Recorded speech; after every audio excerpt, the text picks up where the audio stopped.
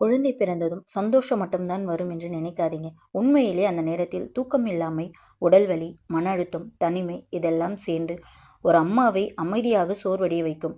இது பலவீனம் இல்லை, இது மனித இயல்பு. இன்னைக்கு இதை எப்படி சமாளிக்கலாம்னு 15 வழிமுறைகள் பார்க்கலாம். 1.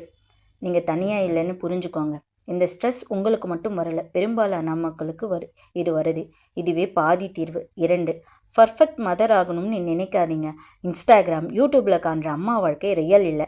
பிழை செய்யும் அம்மா கூட நல்ல அம்மா தான். 3. தூக்கம்தான் மருந்து. குழந்தை தூங்கும்போது வேலை பார்க்கலாம்னு நினைக்காதீங்க. நீங்கள் தூங்குங்க, 15 நிமிஷம் கூட போதும். 4. உதவி கேட்பது பலவீனம் இல்லை. அம்மா, மாமியார், கணவர் இப்போ எனக்கு ஹெல்ப் வேணும்னு சொல்கிறது தோல்வி கிடையாது. 5. அழ வந்தால் அழுங்க. அழுக ஸ்ட்ரெஸ்ஸை வெளியே போகும் வழி. நான் ஸ்ட்ராங் ஆகணும்னு அழுகை அடக்காதீங்க. 6. பாடி சேஞ்சை அக்செப்ட் பண்ணுங்க. Stretch mark, weight, dark circles இது எல்லாம் ஒரு உயிரை உருவாக்கினதுக்கான அடையாளம். 7. தினமும் 10 நிமிஷம் எனக்காக மொபைல் விட்டு வைக்கலாம், அல்லது மியூசிக், அல்லது சும்மா சைலன்ஸ். நீங்கள் இருக்கிறீங்கன்னு உங்களுக்கு நினைவூட்ட. 8. சோஷியல் மீடியா கம்பேரிசனை ஸ்டாப். அவளுக்கு இவ்வளவு எனர்ஜி இருக்குது, அவங்க பேபி காமாக இருக்காங்க, இது எல்லாம் உங்களோட மன அமைதியை களவு எடுத்துக்குது. 9. கணவரோட மனசு திறந்து பேசுங்க.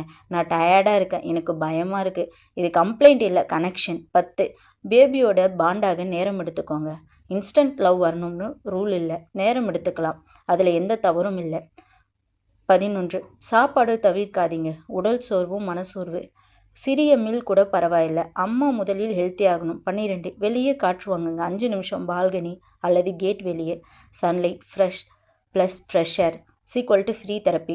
13. நெகட்டிவ் தாட் வந்தால் எழுதுங்க. நோட்புக்கில் இன்றைக்கி என்ன ஃபீல் பண்ணுறோம்னு எழுதுங்க, மைண்ட் லைட் ஆகும். 14. தேவைப்பட்டால் டாக்டர் கன்சலரை அணுகுங்க.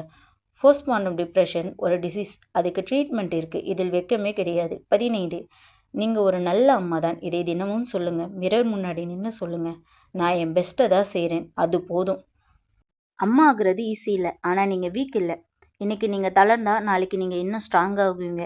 இந்த வீடியோ ஒரு அம்மாவுக்கு கூட சின்ன நம்பிக்கை கொடுத்துருந்தா அதுதான் என் வெற்றி.